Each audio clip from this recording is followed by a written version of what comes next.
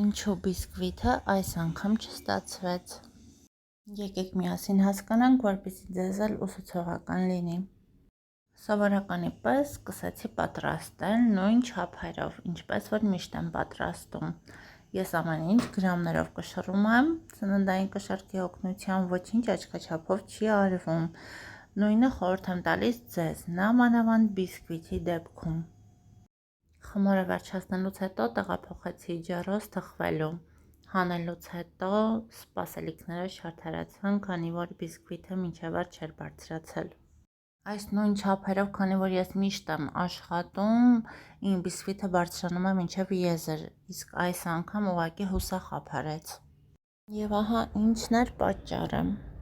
Քանի որ ձուն վերցնելուց չէի նկատել, որ առաջի համարի փոխարեն 0 համար եմ վերցրել,